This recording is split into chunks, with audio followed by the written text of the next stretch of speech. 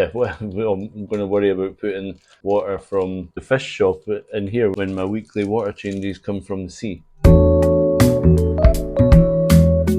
Just bought some new corals today from mail order corals. I'll bring it closer actually. It's better. Here's what we got. I can't remember just now what they're actually called. Some sort of branching coral. I've never been good at knowing the names of corals. Anyway, we'll stick it in there just now, just to get used to the temperature. These are some zoas, some plating coral. So we'll see how that goes. We'll just let them get used to the temperature there, and then we'll come back in a wee while. We'll put them on a frag rack at the back to start with and see how that goes before we start putting them in. We'll give them a few days on the frag rack. Aside from that, update on the tank, it's looking pretty good. We're getting a bit of algae still. This pump which I've put down here is pushing all this sand here, quite liking the bare bottom bit here. Quite liking that. My daughters have been off school, so they've had the blinds open, which has caused a bit of algae in this corner here. Aside from that, everything's looking pretty healthy. This rock that we put in last time is going to be where I think the plating coral is going to go, and the zoas I think will go just here on this one. So anyway, we'll be back in a wee while in a second, I guess, to put them on the frag rack. But I'm going to give them about 15 minutes, half an hour, just to get up to temperature there, because they've been in the car for a wee while. Right, so it's been a wee while now.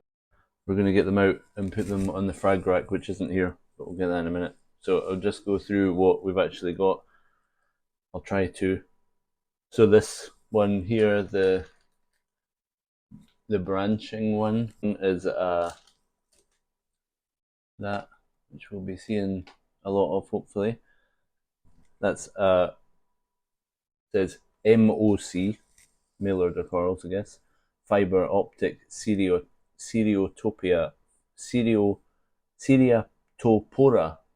That's easy for you to say. Frag. This one, which is the colours have come right up on that since I put it in there.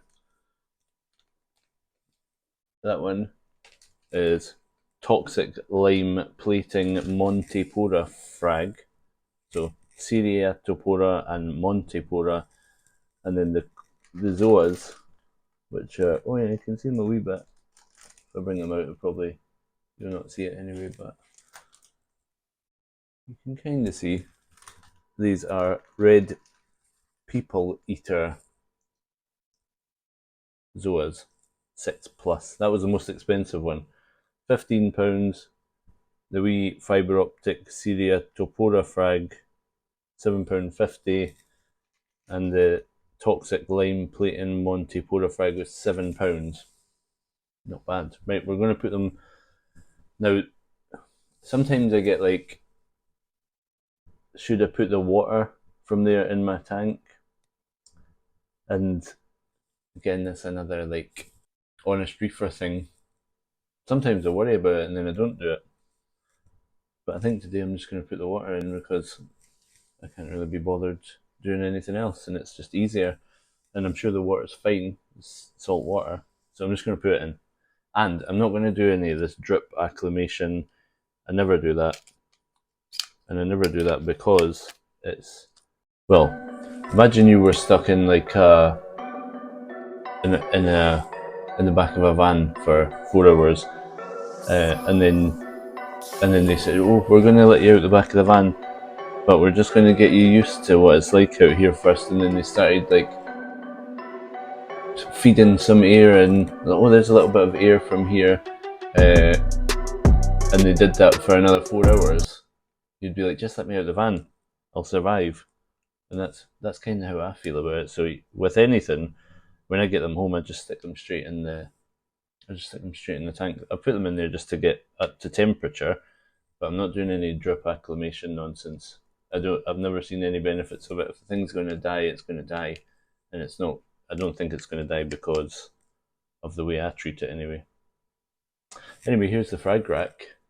See, frags. I made this one on my wife's laser cutter, so it's got 5 little holes there. this bit goes on there, and I've actually lost part of it, which I'm gutted about. I'm just trying to figure out the right way to put this together because it's quite tight. There we go, that just squeezes in there, and then it sits in the tank. So I've only got one of the suction cup, so the suction cup goes on there, and then it's got this little screw-in bit which holds it in place, but I've lost the other screw-in bit, so I've just got two suction cups. That might be alright, it might hold it up. Unless before, when there was like crabs and stuff, they would get behind it, but there's nothing like that just now, so should be alright. So we'll just stick this. You want to come a bit closer? We'll just stick this up the back, I think. So we'll go here. And probably before we know it, there will be green star polyps growing all over it. Just shove that out of the way. They're not attached anyway. That'll be fine there. A bit close to the heater maybe. I don't want to get melted. I'll move it over there. Right. And no doubt I'll come back to check on this in half an hour and it'll be completely knocked over. 5 minutes later. Right, so let's get these wee frags onto that. Look at the mushroom coral. Did not like that, did it? Toadstool coral. So we'll just pull this off. Right, so there's the wee zoa frag. We'll put him right there on the output of the skimmer. Right, this one is the toxic lime montipora. You're going to live there for now. Oof, that's bright, isn't it? I've had these before, and they just sort of all went brown and died. So hopefully that doesn't happen with this one, but worth a shot. Yeah, well, I'm going to worry about putting water from the fish shop in here, where the guy's obviously looking after his water like nobody's business, when my weekly water changes come from the sea. Come on, guys. I'm not sure it's necessary to acclimate this stuff, is it?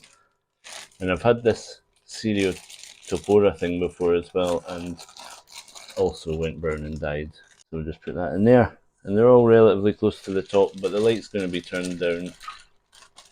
And there's plenty of flow there as well. And when it comes to the time to put them on the rock, which is going to be down there, I'm going to use this stuff.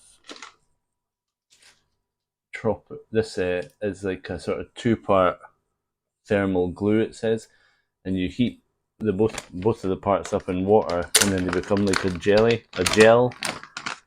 Not a jelly. Oh, it's not actually 2-part in here.